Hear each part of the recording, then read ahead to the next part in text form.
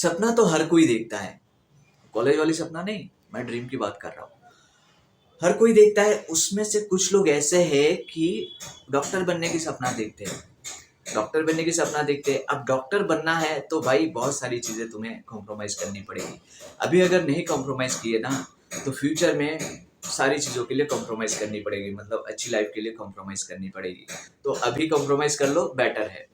तो तुम डॉक्टर बनने के लिए सब कुछ छोड़ दो यार, दोस्ती यारी सब कुछ बंद कर दो, स्पेशली ये खाली थोड़ी बटाता है, खाली थोड़ी बटाता है। वो बताइए कोई पढ़ता। तो ये सारी चीजें जो है ना, तुम एक साइड कर दो, तुम अपनी पढ़ाई पढ़ाई में कंसंट्रेट करो और तैयारी करो डॉक्टरी की। अब डॉक्टर डॉक्टर बनने के लिए क्या करना होता है, चलिए आप देखते हैं। डॉक्टर बनने के लिए सबसे पहले आपको नीट के एग्जाम देना बहुत जरूरी है। बिना नीट एग्जाम से आप कहीं भी एडमिशन नहीं ले सकते, उसका स्कोर चाहिए होता है। तो नीट क्या है? National eligibility cum entrance test. ये कंडक्ट कराती है NTA, national testing agency. India government की ये डिपार्टमेंट है जो एग्जाम कंडक्ट कराती है, और भी बहुत सारे एग्जाम्स है जो कंडक्ट कराती है एनटीए। अब आते हैं नीट के एग्जाम के थ्रू, अगर इसमें आपका कट ऑफ मार्क्स से ऊपर आया मार्क्स, तो का इन सब कोर्सों में आप एडमिशन ले सकते हो। मतलब नीट के थ्रू आप इन सब कोर्सों में एडमिशन ले सकते हो, और एडमिशन लेके आप डिफरेंट कैटेगरी में आप डॉक्टर बन सकते हो। अब देखो, फर्स्ट क्या है? एमबीबीएस। एमबीबीएस हम सबको पता है, जो master of sorry bachelor of medicine and bachelor of surgery, ये सबको हम सबको पता है MBBS doctors. BDS bachelor of dental surgery, दांत का डॉक्टर बनना है तो बीडीएस करना है। बीएसएमएस सिद्धा मेडिसिन एंड सर्जरी, ये क्या है? सिद्धा मेडिसिन। सिद्धा मेडिसिन है साउथ इंडिया का ट्रेडिशनल मेडिसिन है, जो बहुत पहले से ही चलता हुआ आ रहा था और साउथ इंडिया में ही डेवलप हुआ था। इंडिया गवर्नमेंट की इस पर्टिकुलर ट्रीटमेंट की रिकॉग्निशन करी है, और फिर एक डिपार्टमेंट अलग से बनाया है इसका। इसमें हर्बल प्रोडक्ट और ये आपका इनऑर्गेनिक सब्सटेंस और एनिमल प्रोडक्ट यूज होता है इसको इस ट्रीटमेंट के लिए, इस डिपार्टमेंट में। फिर आते हैं Ayurvedic medicine and surgery, bachelor of Ayurvedic medicine and surgery. इसमें आयुर्वेदिक ट्रीटमेंट किया जाता है। यूनानी medicine in surgery, bachelor of यूनानी। यूनानी मेडिसिन क्या है? यूनानी मेडिसिन साउथ एशिया से डेवलप किया हुआ था, जो अरेबियन या आप कह सकते हो इस्लामिक ट्रीटमेंट है, जो कि ये डेवलपमेंट हुआ था साउथ एशिया से। और यह साउथ इंडिया में जैसे ही डेवलप हुआ था एक काइंड ऑफ ट्रीटमेंट, वैसे भी ऐसे ही ये भी ट्रेडिशनल ट्रीटमेंट जो डेवलप हुआ था, इस्लामिक ट्रीटमेंट जो डेवलप हुआ था साउथ एशिया से। फिर आते हैं होम्योपैथिक। होम्योपैथिक हम सबको पता है, bachelor of homeopathic medicine and surgery. तो ये सारी चीजें, ये डिफरेंट कोर्सेज है जो आप नीट के एग्जाम दे के अगर कट ऑफ मार्क्स से ऊपर आए, मेरिट लिस्ट में आए, तो इनमें से किसी एक में आप एडमिशन ले सकते हो। लेकिन डिपेंड करता है उस किसी पर्टिकुलर जहाँ भी एडमिशन लेना है वहाँ रैंकिंग लिस्ट क्या है, मतलब किस कैटेगरी के स्टूडेंट्स उस कॉलेज में लिया जाता है। क्योंकि जब आप नीट का एग्जाम देते हो तो रैंकिंग बनता है, और हर एक कॉलेज में अलग अलग क्राइटेरिया होता है कि हम इस परसेंटेज से इस परसेंटेज के बीच कैंडिडेट लेंगे, और अगर आपका रैंकिंग आता है उसमें तो फिर आपका हो सकता है। तो ये सारा होता है डिफरेंट काउंसलिंग के थ्रू एग्जाम देने के बाद। अब आते हैं, हम समझते इसके बारे में और डिस्कस करेंगे बाद में। अब हम आते हैं सीट्स कितने हैं। देखो, इंडिया में जितने भी प्राइवेट और गवर्नमेंट कॉलेजेस नीट के अंडर आते हैं, ऑलमोस्ट सारे ही आ जाते हैं जो रिकॉग्नाइज्ड है, सारे ही नीट के अंडर भी। बिकॉज नीट के एग्जाम के बिना आप कहीं भी डॉक्टरी पढ़ाई का एडमिशन नहीं ले सकते हो, किसी भी डॉक्टरी कोर्स में एडमिशन आप नहीं ले सकते हो, ये मस्ट है, ये देना ही पड़ेगा। अब इसके अंडर सीट कितने हैं नीट के एग्जाम के बाद? सीट कितने? 1,77,000 सीटें हैं गवर्नमेंट और प्राइवेट कॉलेजों को मिला के। अब उसमें से ही out of this 1 lakh approximately MBBS की सीटें हैं जो गवर्नमेंट कॉलेज और प्राइवेट कॉलेज को मिला के, और 1 लाख में से 52,000 जो है ना गवर्नमेंट कॉलेजेस में सीटें हैं, और 48,000 है प्राइवेट कॉलेजेस में सीटें। तो नॉर्मली जब लोग नीट एग्जाम देते हैं, लोगों के दिमाग में यही होता है कि हम एमबीबीएस के लिए एग्जाम दे रहे हैं, जबकि नीट के एग्जाम के थ्रू आप और भी कोर्सेस में एडमिशन ले सकते हो, जिसकी सीटें ऑलरेडी टोटल सारे सबका सीट मिला के होता है 1,77,000। अपनी एमबीबीएस का मैंने बता दिया। अब बीडीएस जो डेंटल सर्जरी है, डेंटिस्ट बनना है आपको, तो बीडीएस करना पड़ेगा। उसके लिए सीटें कितनी है? 27,868 ऑल ओवर इंडिया में कॉलेजेस में, मेडिकल कॉलेजेस में इतनी सीटें हैं टोटल मिला के। आयुष डिपार्टमेंट, आयुष क्या है? ये सारा ये सिद्धा मेडिसिन, आयुर्वेदिक, यूनानी, होम्योपैथिक, ये सारा आता है।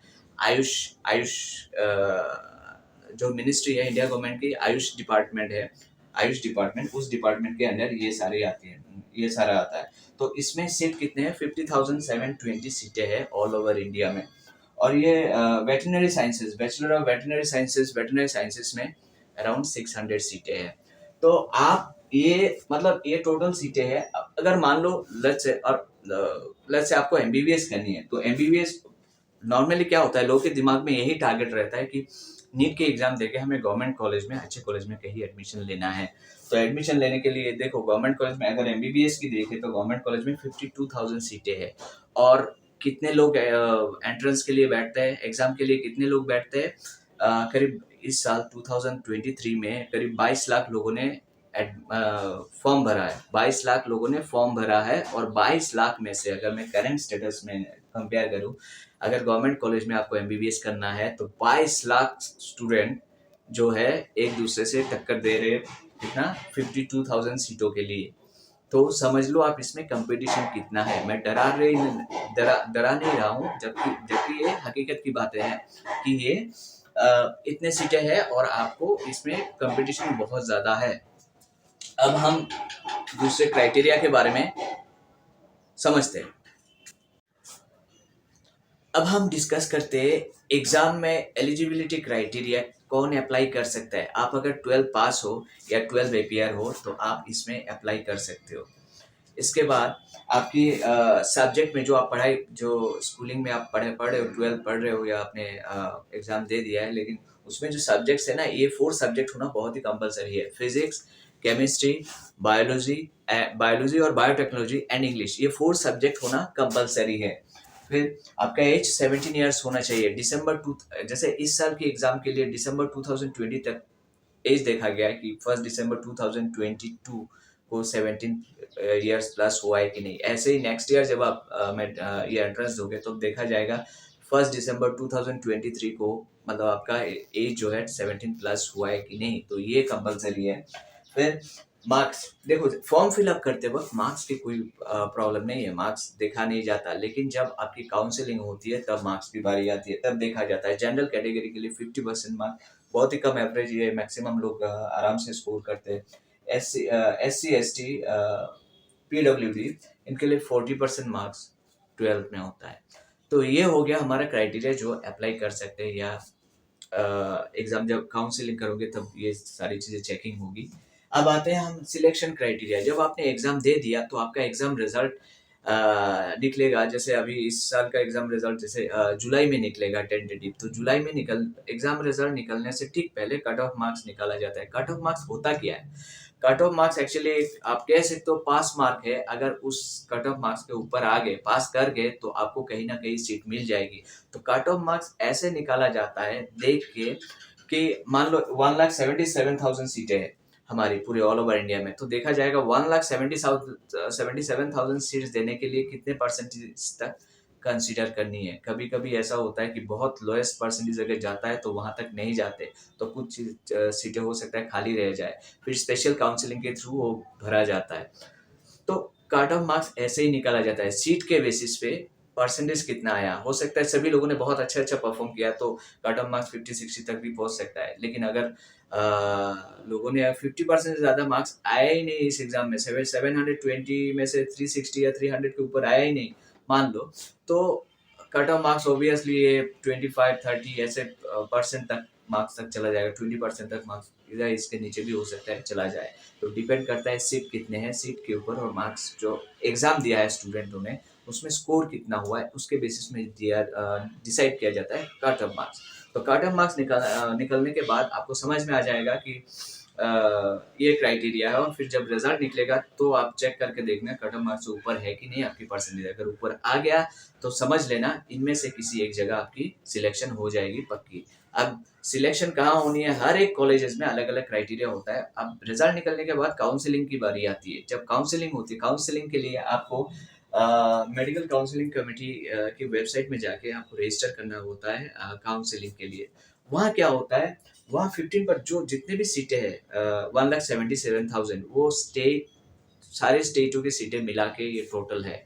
ये ठीक है। तो हर एक स्टेट की सीट में से आउट ऑफ जितने भी सीटें हर एक स्टेट में, उसमें से 50% सीटें सीटों की काउंसलिंग करती है national sorry medical counselling committee, और बाकी जो 85% सीटें हैं वो काउंसलिंग करती है स्टेट काउंसलिंग अथॉरिटीज। ये काउंसलिंग करके सीट असाइन करती है।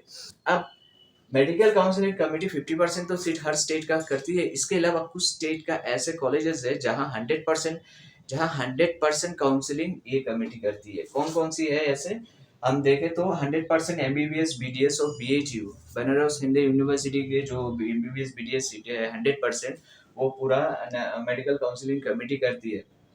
फिर एम्स के पूरे 100% सीटों की काउंसलिंग ये कमेटी करती है। फिर JIPMER की काउंसलिंग ये करती है। AMU अलीगढ़ मुस्लिम यूनिवर्सिटी AMU की पूरा काउंसलिंग ये करती है। तो देखा जाए 100% इनकी काउंसलिंग ये कमेटी करती है। फिर 85% state quota seats of DUIP का भी ये करती है।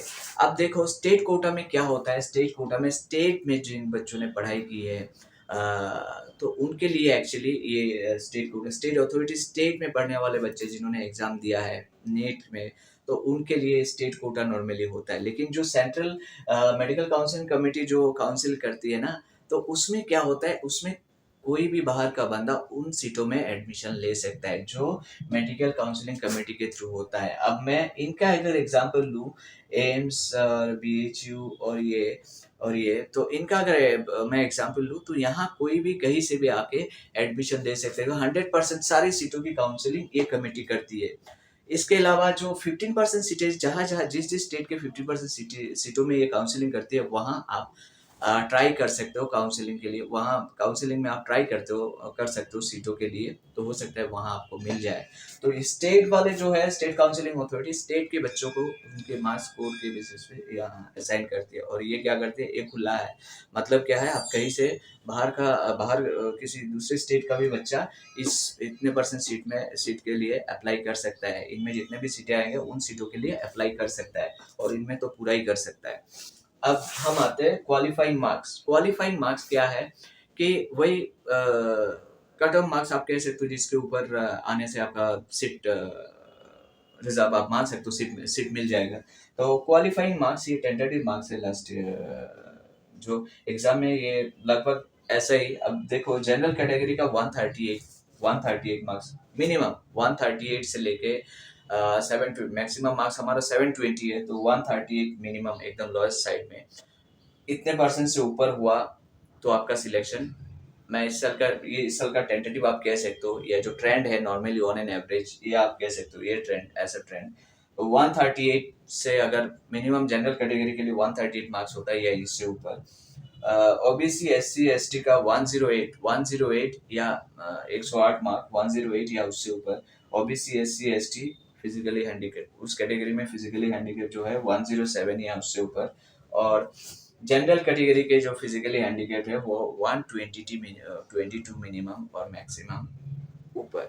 तो ये आप कह सकते हो मिनिमम क्वालिफाइंग मार्क्स जो ऑन एन एवरेज आप ये मान के चल सकते हो। जस्ट आइडिया के लिए है, जरूरी नहीं है नेक्स्ट ईयर भी ऐसे ही क्वालिफाइंग मार्क्स रहेगा। ये ऑन एन एवरेज है, जो पिछले कुछ साल के डेटा जो है उसमें से निकाला गया है कि ऑन एन एवरेज किस कैटेगरी में क्या मतलब मार्क्स मिलने से, स्कोर करने से सीटें मिलने की चांसेस हो सकती है।